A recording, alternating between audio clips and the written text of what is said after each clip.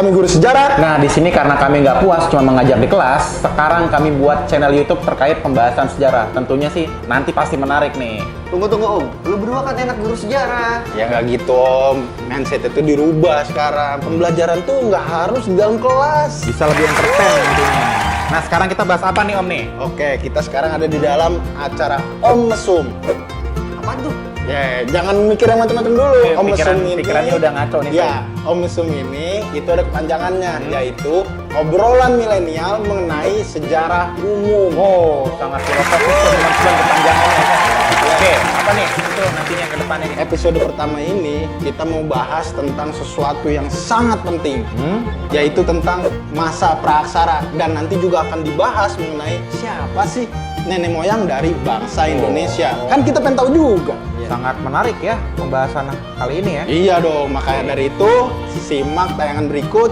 Check this out. Oke, disimak ya. Indonesia merupakan negara dengan populasi terbesar keempat di dunia. Indonesia memiliki populasi orang Melayu terbesar bila dibandingkan negara lain di seluruh dunia. Selain Melayu, ternyata tidak banyak yang menyadari bahwa Indonesia juga memiliki populasi orang Melanesia terbanyak di seluruh dunia.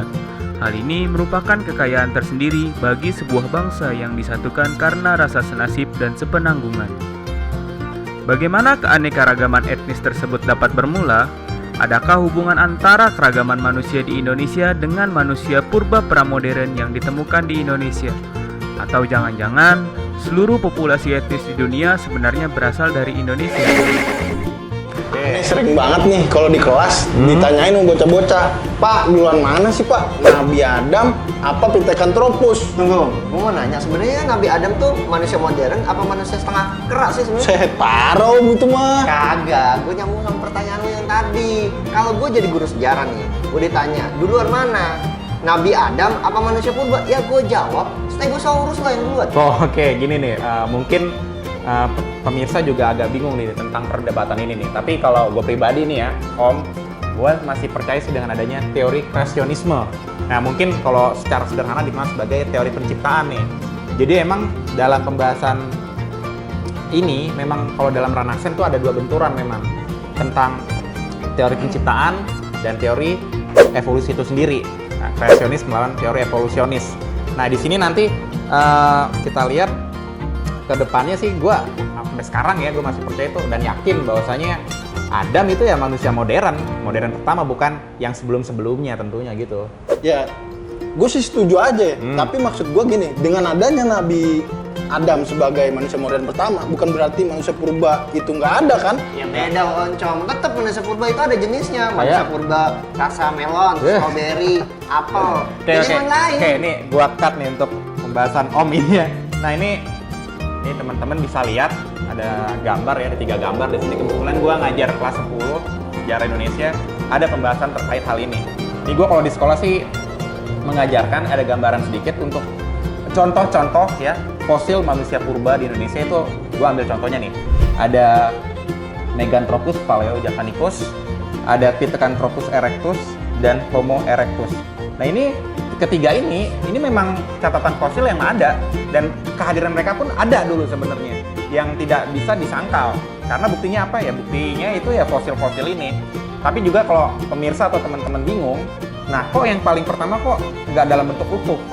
Nah, karena dalam riset dan rekonstruksinya memang para ilmuwan dan arkeolog hanya menemukan ini aja, bagian rahang giginya aja.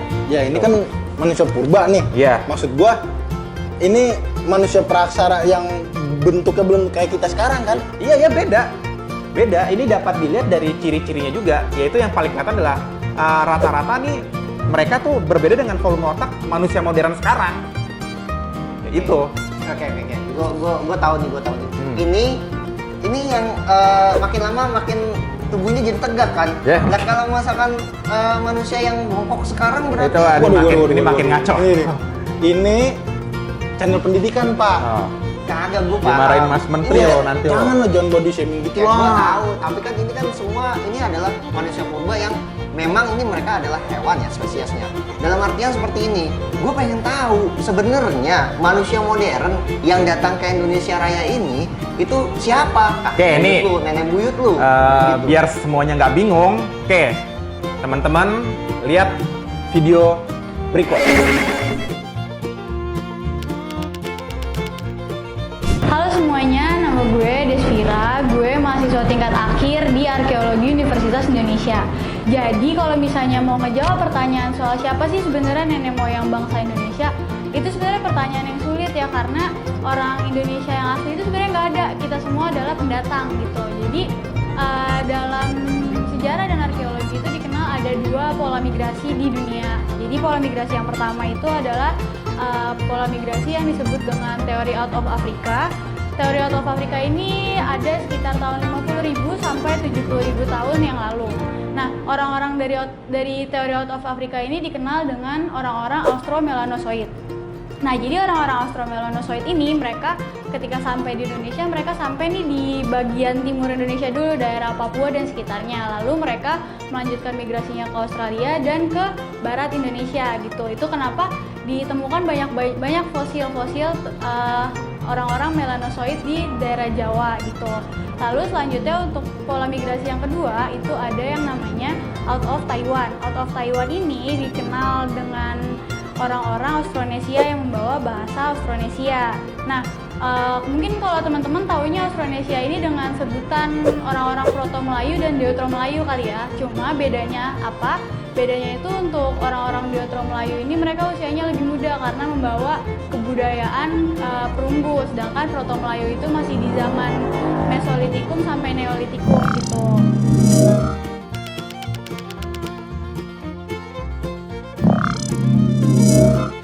Nah, menurut Profesor Hari Widianto, dia adalah salah satu arkeolog senior di Balai Arkeologi Yogyakarta. Orang-orang Austronesia dan orang-orang Austro-Melanozoid ini mereka berjalan lalu bertemu di tengah-tengah Indonesia, yaitu di sekitar daerah Nusa Tenggara Barat, Nusa Tenggara Timur, dan Sulawesi. Lalu apakah mereka berhenti sampai di situ?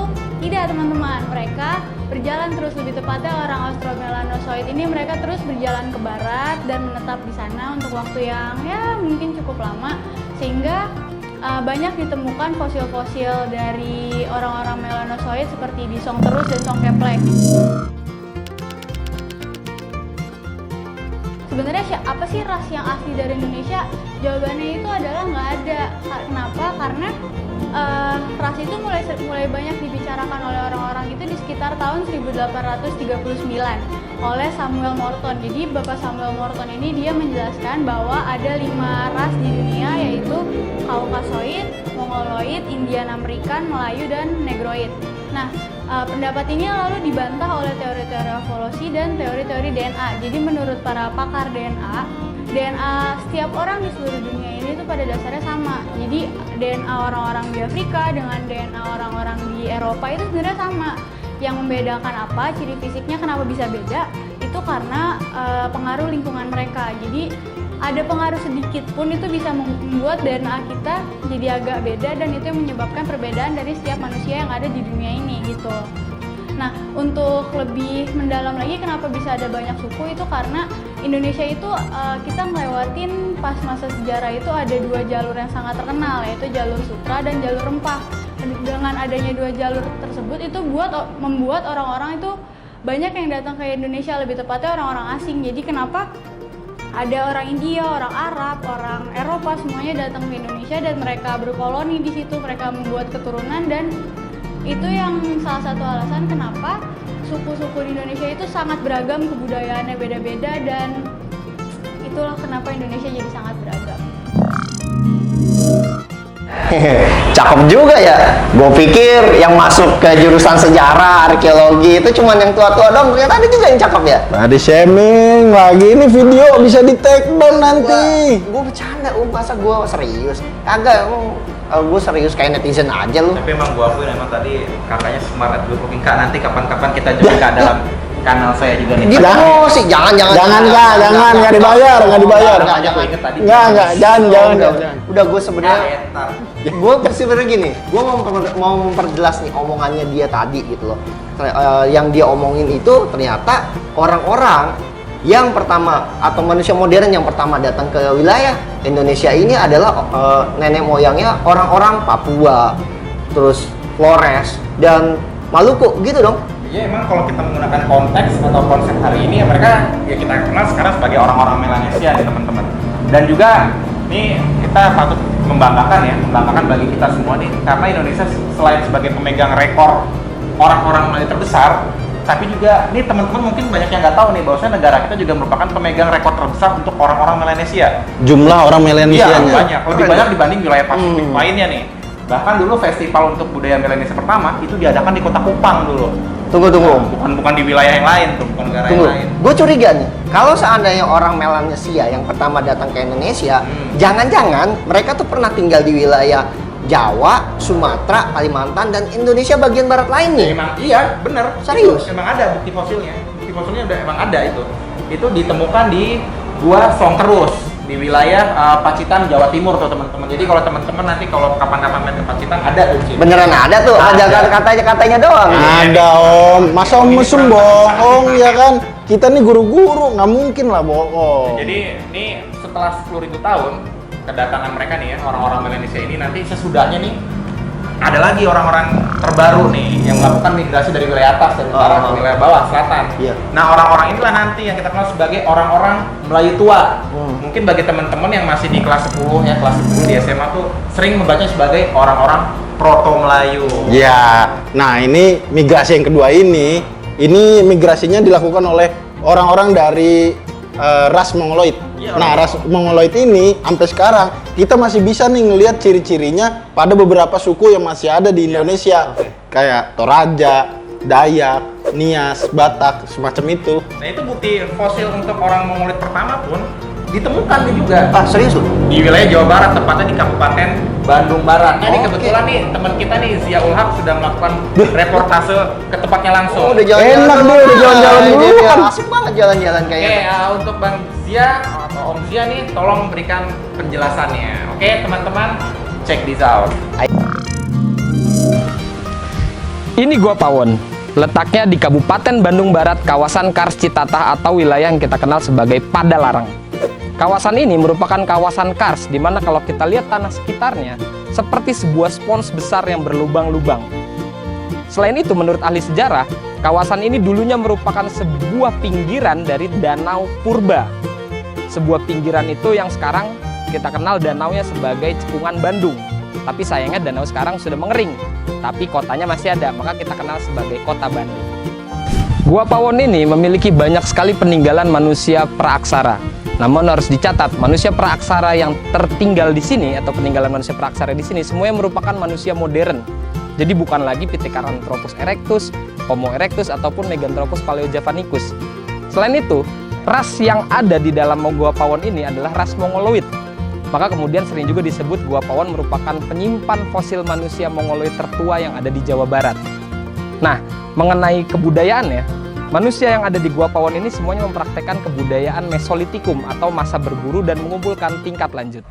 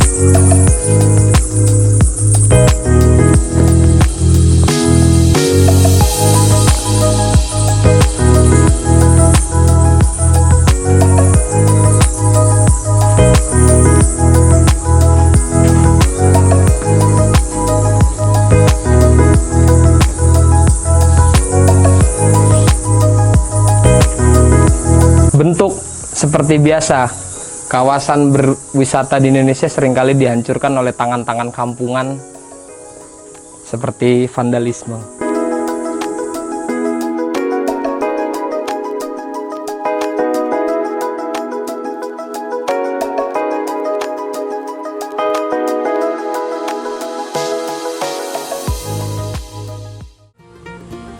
Karena merupakan pinggiran dari sebuah kawasan danau purba, wilayah ini banyak sekali ditemukan fosil-fosil dari manusia praaksara. Contohnya yang ada di depan saya. Rangka ini merupakan sebuah hasil sisa dari manusia praaksara yang telah membatu. Kita lihat rangka ini hampir terlihat utuh dan ditemukan dalam bentuk terlipat. Dan ini menggambarkan bahwasanya kebudayaan manusia yang hidup pada 7.300 tahun sebelum hari ini telah mempraktekkan berbagai praktek penguburan yang sudah mengenal konsep kepercayaan. Kita bisa lihat juga di depan ini, tidak hanya 1, bahkan sampai 7 rangka yang ditemukan di kawasan Gua Pawon ini. Ini menggambarkan bahwasanya kawasan Gua Pawon ini juga merupakan kawasan berharga, tempat di mana banyak sekali menyimpan informasi-informasi kehidupan manusia pada masa praaksara. Kebetulan mereka juga sudah mempraktekkan yang namanya masa berburu dan meramu tingkat lanjut. Setelah itu, manusia purba di sini juga sudah mengenal yang namanya konsep kepercayaan. Nah, setelah kita melihat secara langsung fosil manusia praaksara yang ada di Gua Pawon, kita bisa melihat betapa strategisnya wilayah Gua Pawon ini bagi penyimpan informasi mengenai kehidupan masa praaksara. Kita bisa lihat tadi ditemukan tidak hanya 1, melainkan 7 rangka yang ada di Gua Pawon beserta dengan hasil-hasil kebudayaannya dari sekitar waktu 5.600 sampai 9.500 tahun yang lalu. Tapi sayangnya pertanyaannya masih mengganjal di kepala saya.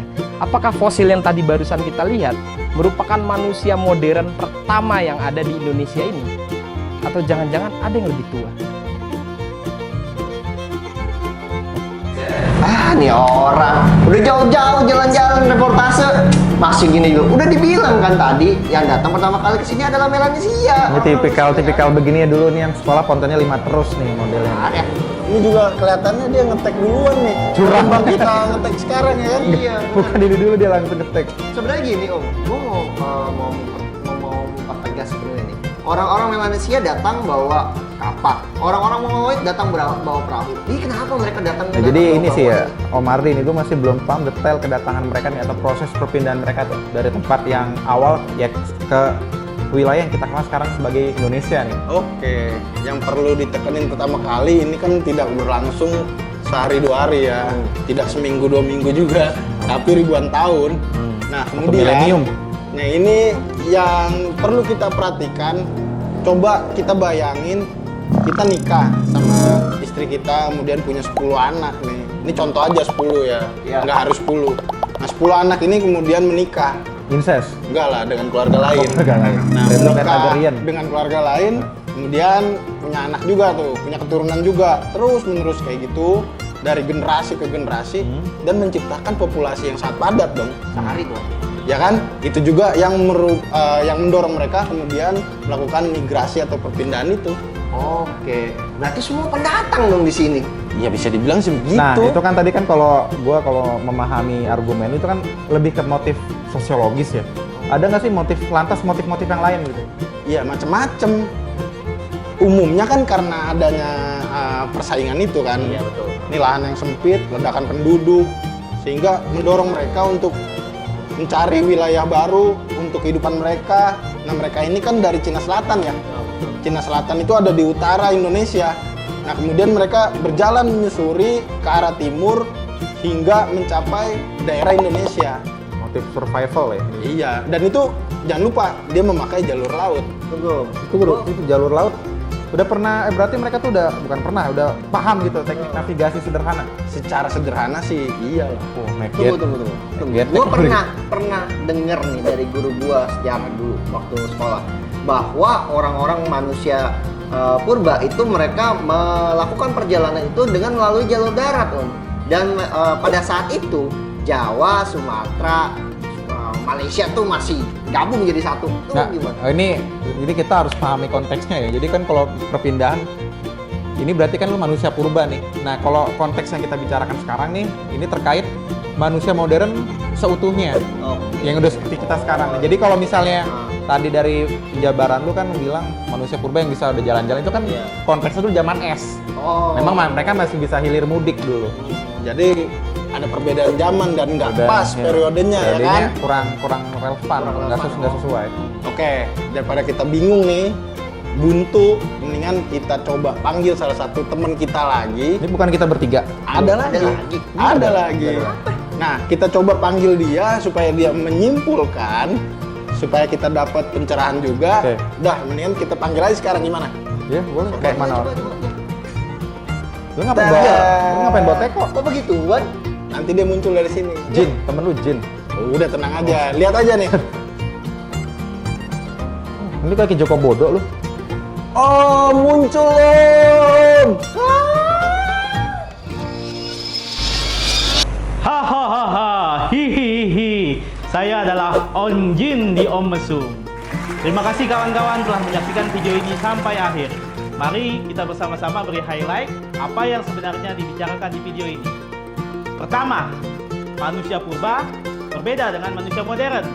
Walaupun seperti itu, mereka keduanya disebut sebagai manusia praaksara. Karena apa? Karena keduanya telah hidup sejak zaman sebelum dikenalnya tulisan. Yang kedua, manusia purba yang ada di Indonesia itu ada 3 jenis. Meganthropus paleojavanicus, Pithecanthropus erectus, dan juga Homo erectus. Mengenai yang ditemukan di Sangiran, manusia purbanya semuanya berjenis Homo erectus yang bertipe arkaik, tipik, dan juga progresif. Namun, hal ini tidak membuat Meganthropus paleojavanicus dan Pithecanthropus erectus itu dianggap tidak ada, karena memang hanya di Sangiran saja tidak ditemukan 2 jenis manusia purba tersebut. Kalau kalian ragu, silakan kalian baca lagi buku sejarah kalian. Yang ketiga, manusia purba bukanlah nenek moyang dari bangsa Indonesia hari ini. Nenek moyang bangsa Indonesia hari ini adalah manusia modern yang datang dari berbagai tempat atau bermigrasi dari tempat-tempat di dunia, yaitu Afrika, Taiwan, dan Yunan. Yang keempat, proses migrasi pertama nenek moyang bangsa Indonesia dilakukan oleh orang-orang Austro-Melanozoid yang datang dari Afrika ke wilayah barat, lalu tidak lama kemudian berpindah ke wilayah timur dan juga ke wilayah tengah. Nah, Austro-Melanozoid ini adalah nenek moyang dari orang-orang Melanesia yang ada di Indonesia. Kelima, proses migrasi kedua nenek moyang bangsa Indonesia dilakukan orang-orang Austronesia yang datang ke wilayah Indonesia bagian barat. Nah, mereka ini disebut sebagai Proto Melayu atau Melayu tua. Mereka datang membawa kebudayaan kapak lonjong dan kapak persegi yang kemudian mereka sebarkan ke seluruh wilayah Indonesia. Keenam dan terakhir, proses migrasi dari nenek moyang bangsa Indonesia sama dilakukan oleh orang-orang Austronesia yang datang sekitar 5.000 sampai 2.000 tahun yang lalu sebelum Masehi, yang disebut sebagai Dutro Melayu atau Melayu Muda. Nah, Dutro Melayu ini membawa kebudayaan kapak perunggu. Mereka juga menjadi nenek moyang beberapa suku-suku di Indonesia, seperti Melayu, Jawa, Sunda, Bali, dan Bugis. Nah, itu cerita simpulan dari Om Jin dalam video ini. Siapa tahu ada yang nyangkut di kalian. Kalau kalian masih bingung, bisa kalian nanya kepada guru sejarah kalian. Nah, kalau guru sejarah kalian juga masih bingung, bisa nanti sama Om Jin ngopi di Jung Coffee. Sekian dan terima kasih. Salam sejarah. Hahaha. Hihihi. Kita hadir lagi dalam video berikutnya, dan terima kasih untuk kalian yang sudah menonton video ini sampai habis. Semoga video ini membuat kalian senang. Seneng lah, belajarnya belakangan aja. Pokoknya fun terus bersama kita. Oke, kalau begitu jangan lupa subscribe, like, komen, dan share video yang sangat bermanfaat ini, biar nanti kita ketemu lagi di video-video selanjutnya. Sampai jumpa di video berikutnya ya. Ya betul, karena di video berikutnya kita akan membahas tentang pentingnya belajar sejarah yang sedang jadi trending topik nih sekarang. Secara menyenangkan tentunya. Pasti. Belajar sejarah menyenangkan ya. Yap, Betul yap. sekali. Selamat mengakhiri hari ini, saya Rudi. Saya Rudi. Saya Ardi. Tetap sehat dan salam sejarah.